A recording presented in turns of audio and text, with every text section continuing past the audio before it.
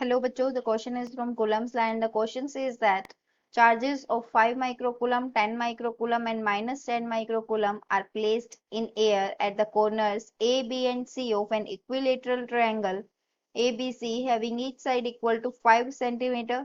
Determine the resultant force on charge A. So हमारा जो यहाँ की कंसेप्ट यूज होगा, बेसिकली ये क्या यूज होगा, हमें कूलम्स फोर्स को यूज करके रिजल्टेंट फोर्स निकालना है। तो कूलम्स फोर्स किसके इक्वल होगा, के Q1 into Q2 divided by R square के। अब हमारे पास क्या गिवन है, एक इक्विलेटरल ट्रायंगल गिवन है। ये हमने माने कि ये हमारी क्या है, एक इक्विलेटरल ट्रायंगल है ए बी सी। ये है हमारी ए बी और सी। ए पे हमारा जो चार्ज है वो कितना है, 5 माइक्रोकूलम।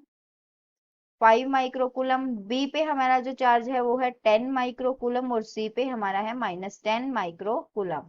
अब हमें रिजल्टेंट फोर्स कैलकुलेट करना है चार्ज ए पे।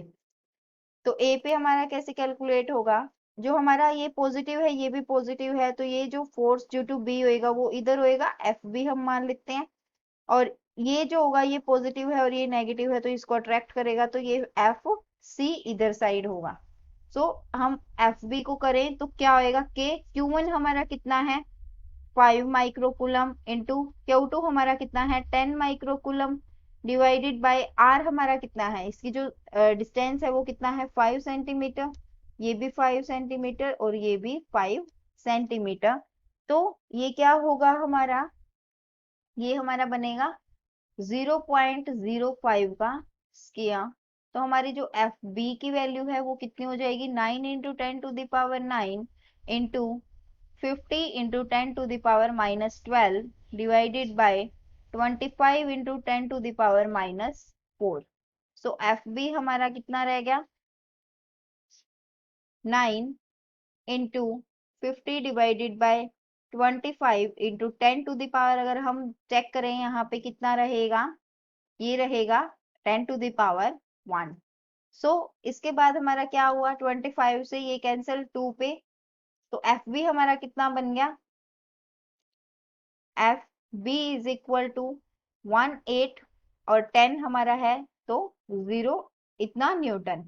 सिमिलरली हम क्या कैलकुलेट करेंगे, एफ सी को भी कैलकुलेट करेंगे। सो एफ सी हमारा क्या होगा, के क्यू हमारा Q1 कितना है हमारे पास 5 और Q2 हमारा है 10। सो 5 माइक्रोकूलम और ये है 10 माइक्रोकूलम।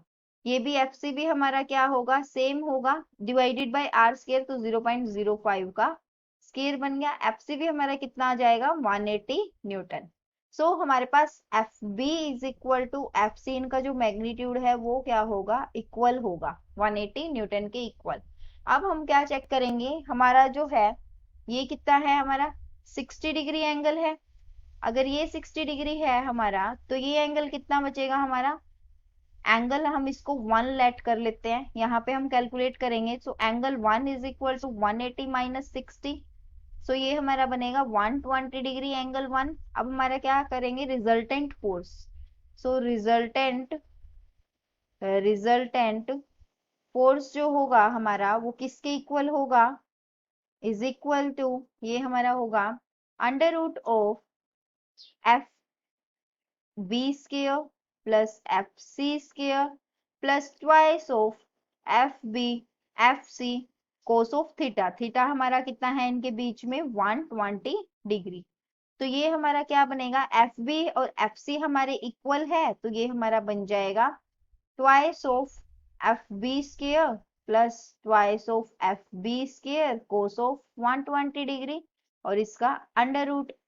ये अगर हम 2 एफ बी स्केयर कॉमन लें इसमें से, तो हमारा ये क्या बनेगा, अंडर रूट 2 एफ बी और हमारा क्या बचेगा, under root of 1 plus cos of 120 degree. अब हमारे पास जो कोस ऑफ 120 डिग्री की वैल्यू होती है वो कितनी है,